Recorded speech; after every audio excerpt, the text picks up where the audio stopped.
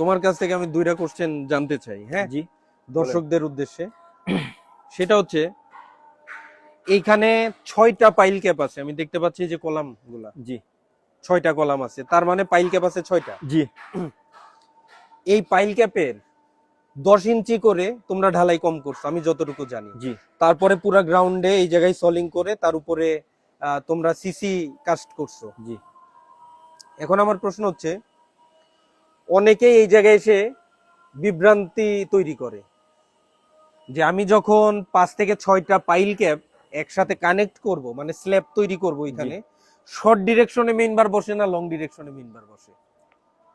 Sir এটা হচ্ছে কি আপনার লং ডিউরেশনে মেইন রোড বসবে। আচ্ছা, এর কারণটা কি বলতে পারবা? স্যার এর কারণটা হচ্ছে কি আপনার আমি এদিকে 3টা পাইল ক্যাপ পাইতেছি, এখানে পাচ্ছি পাইল ক্যাপ, আর এদিকে মাত্র আমার 4টা পাইল ক্যাপ পড়তেছে। যদি আমরা শর্ট ডিরেকশন দিই তাহলে এটা থাকতেছে আলাদা, আমার লিফট ফুট থাকতেছে আলাদা, এটার সাথে কোনো টান থাকতেছে না। আর যখন আমরা নিচে লম্বা রডটা দেবো এটার সাথে এটা কানেকশন থাকতেছে। রাইট, মেইন কথা হচ্ছে যখন আমরা কানেক্টিং এর ব্যাপারে আসবো তখন সবসময় আমরা লংটাকে মেইন হিসাবে কাউন্ট করব। কেন?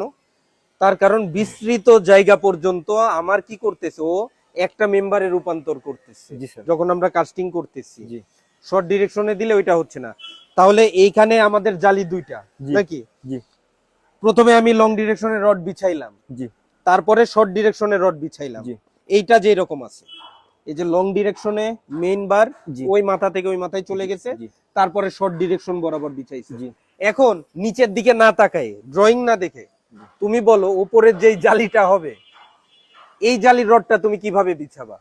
স্যার এই জালির রডটা হবে গিয়ে আপনার উল্টো, নিচে জালি থেকে উপরের জালিটা উল্টো হবে। উল্টো মানে আপনার আগে শর্ট ডিউরেশন রড পড়বে, তারপর তারপর লং ডিউরেশনের রড। এক্স্যাক্টলি এই জিনিসটাই কিন্তু সেকশনে দেওয়া থাকলেও অনেকে ভুল করে।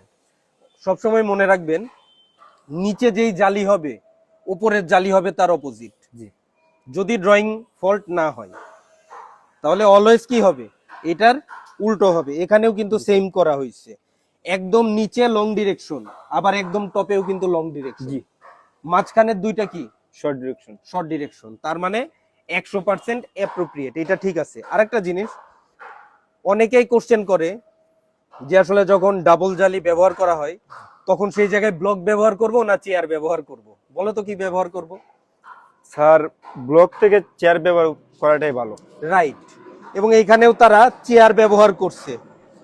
এই যে আমি দেখতে পাচ্ছি এই যে চেয়ার ব্যবহার করছে এখানে, আবার এখানেও চেয়ার ব্যবহার করছে। এখন তুমি আমাকে বলো, ব্লক এবং চেয়ার জি কোনটা ব্যবহার করা উপকারী এবং কিসের জন্য?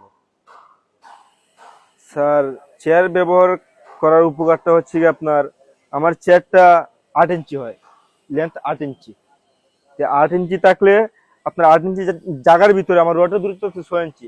এখানে অনেক সময় 2টা রড পরে বা একটা রড পরে, একটা রড পড়লে আপনার দুনো পাশে 4 ইঞ্চি 4 ইঞ্চি আমার জায়গা থাকতেছে, কিন্তু কোনো দিকে আমার রডটা পড়তেছে না। আর ব্লক ব্যবহার করলে সর্বোচ্চ 3 ইঞ্চি থাকতেছে, 3 বা 4 ইঞ্চি।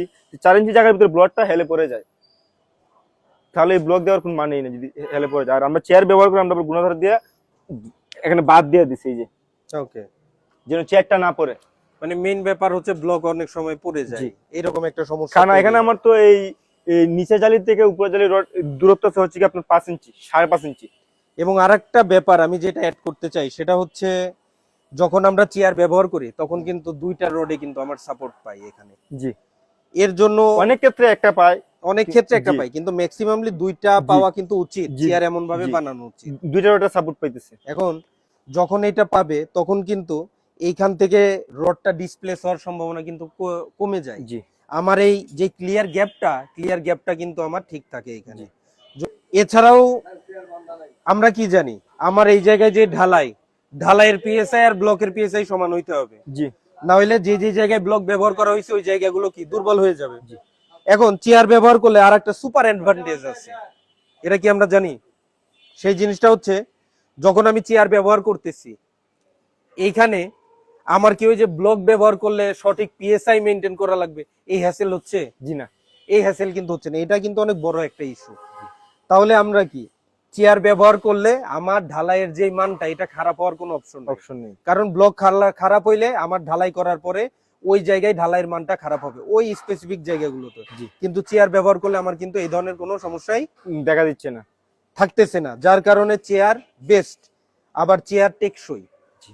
ব্লক পড়ে যাবে। এখানে যদি 7 ইঞ্চি ব্লক যদি ব্যবহার করি নিচ থেকে, দেখা যাবে যে হাঁটা চলা করলে বা ঢালাই সময় অনেক লেবাররা যখন আসবে অনেক ক্ষেত্রে পড়ে যাবে। কিন্তু চেয়ার ব্যবহার করলে এরকম কোনো সম্ভাবনা নেই। নাই। কাজে আমার যে কাভারটা থাকতেছে, আমার কাভারটা কিন্তু একদম অ্যাকুরেট থাকতেছে। সো সবকিছু মিলায়ে চেয়ার ব্যবহার করা বেস্ট। সবার সুস্বাস্থ্য কামনা করে আজকের মতো বিদায় নিচ্ছি।